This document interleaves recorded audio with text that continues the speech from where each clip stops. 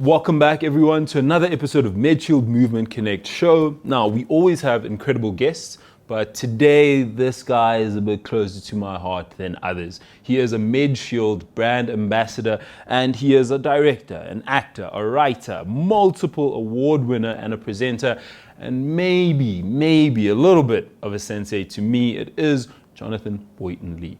Get ready to know what you don't know about being body brilliant. This is the Medshield Movement Connect show, where we connect the dots between fitness, health, wellness, nutrition, and of course you. Hosted by me, Dr. Fez Mkhize, and a special guest that we have every month, sharing knowledge, insights, and groundbreaking tips on how to get fitter, be stronger, and live healthier. Turn up the volume and listen close. Today you amplify.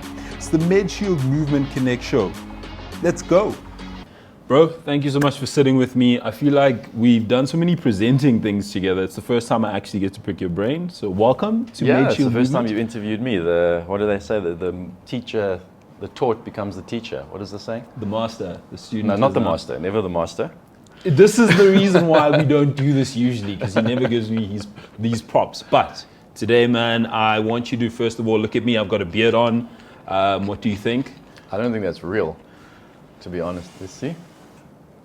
Okay, it's not bad. You got a bit of patchiness on the side there. Wow! I'm not one to talk though. Yeah, that's what I was going to say. I was like, I'm emulating you. That's why I did the beard. It suits you. I like it. Now, if I could get blue eyes, I'll be completely John. No, man, thank you for coming today. And for me, it's really exciting because we've worked together and I've never really gotten to ask you some of the things that I think are great about you. Mm-hmm. There's a handful of them, but I think they are really great. We're always about trying to connect like the dots. How does somebody who looks like you, in good shape, like 105 years old, but still looks like you're 30, and still able to do not just keeping yourself fit and well, but work in an industry that's always changing. What is your ethos around wellness? It's difficult. Yeah. It's hard work. Yeah. There's never an easy solution to it, and that's what people need to know. Like, you got to put in the work. That's true. And it's not just about going to gym. And gym's not just an hour, you know. It's like you sit for half an hour in traffic.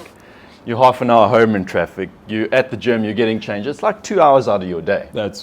And it takes the hardest thing for me about getting to gym or exercising is actually saying to myself, okay, I'm going to go and now exercise.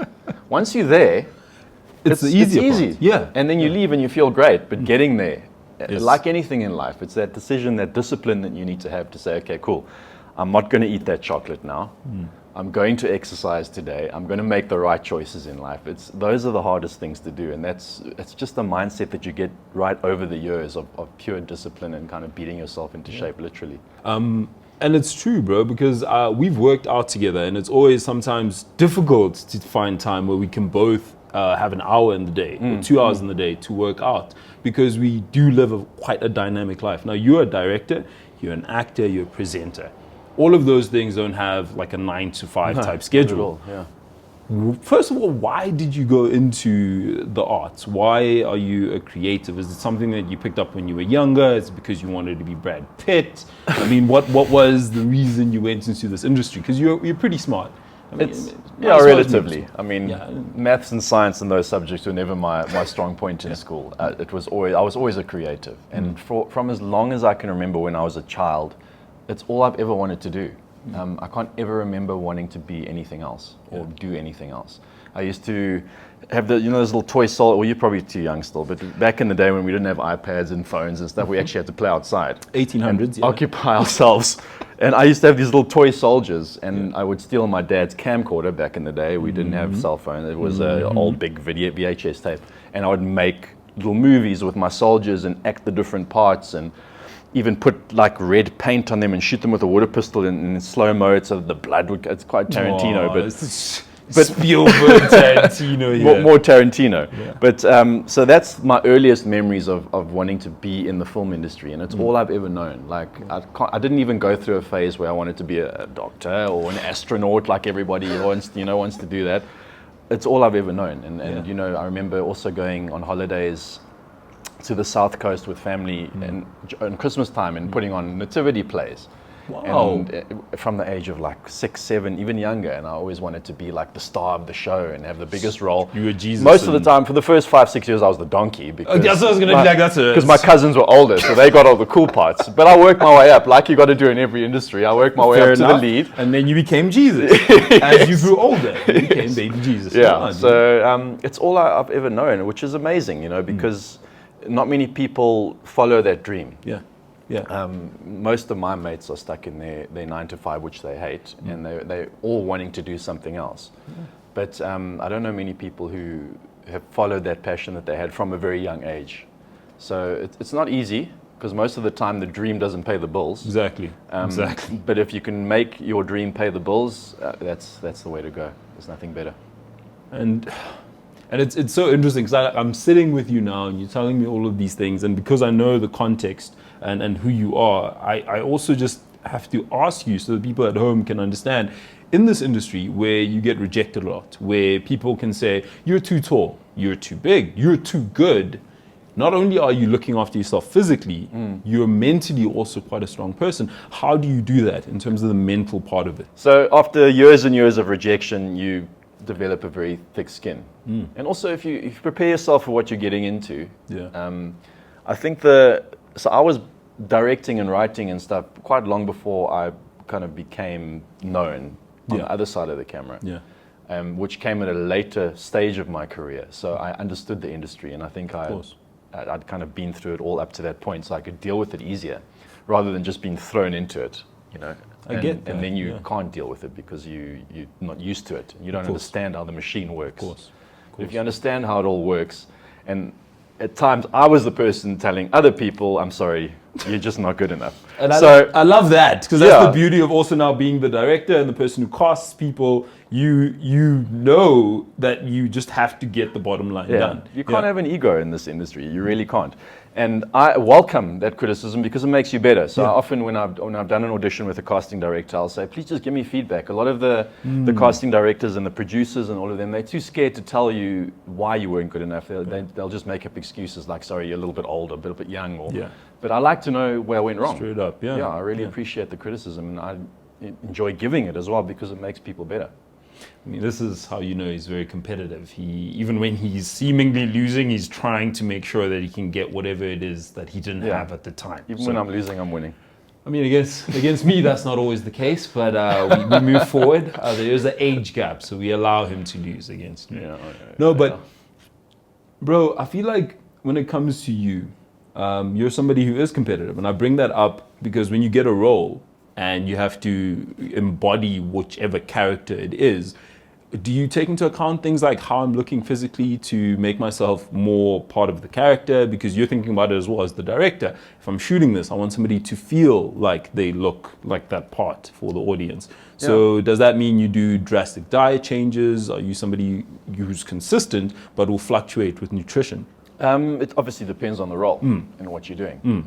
Also, with regards to the TV show you're shooting or whatever it is, you're always playing a different character. And by the way, he did ask me once and only once to help him to just shred down for a topless TV show cameo. So I am a nutritionist as well now. Technically, what was that? Is he Dingo? Yeah.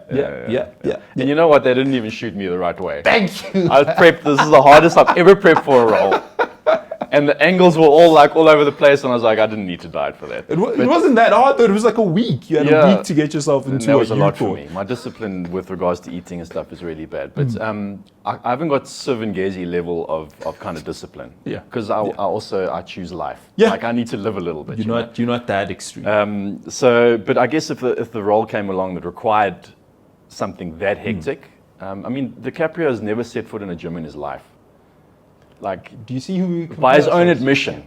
So you don't have to be like a Christian Bale who is 1 week he's Batman and then he's the machinist where he's basically anorexic. 60 kilos. So that just can't be good for you.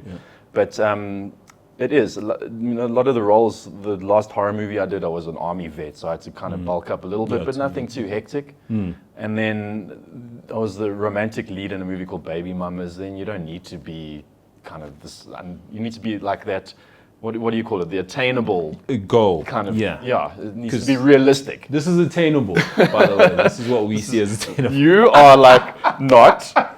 People are like, I can't get there. It's possible. This is possible for the everyday guy to get you. And still eat some cake and chocolate every day, which I do. I know you do. We've shot many things together. He does actually eat cake and stuff. Other people say they do and they don't. He does. Yeah, and it's going to take a call from Tarantino to maybe make me give that up.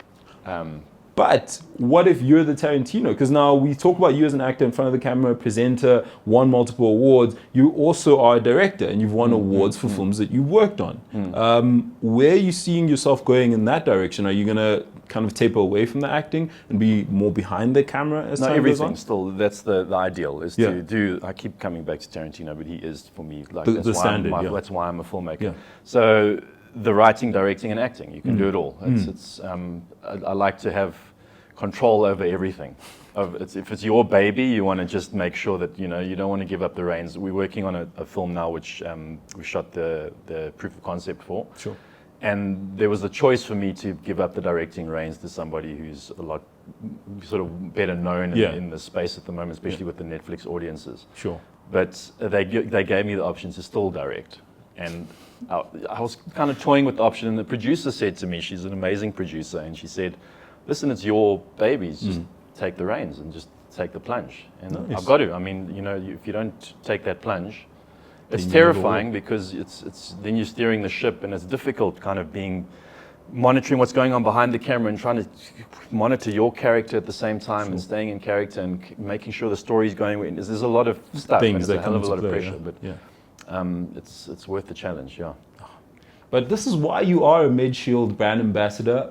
You're actually the person who brought this concept of kind of Medshield to me. And I think it is because you do so many things and you're also honest about, like, I try to keep myself in shape. I try to keep myself mentally strong, but it is something that ebbs and flows.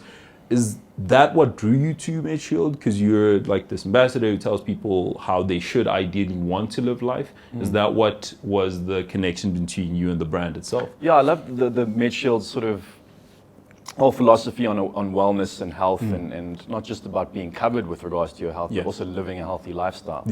And that whole holistic philosophy is how I live my life, Hey, look at that. I've been hanging around with him enough that he says terms like holistic. I've done my job. You know what I mean. Now when you go to get your Oscar, you can be like, I holistically did this as a creator. And maybe thank you.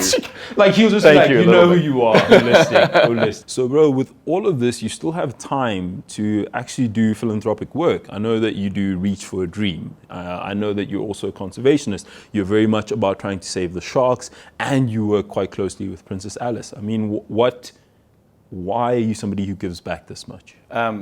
We should all be, Yeah. right? Yeah. That's always been the most fulfilling thing for me and the most rewarding, and where I'm happiest in that space of giving back, either on set or giving back. I mean, that's what really fills all the tanks. So yeah, the only way to find yourself is to lose yourself in the service of others. That's what I've kind of lived by. And the shark thing it was a dive I did with them. Actually, I think it was before top billing, but we free dived with a whole bunch of tiger sharks.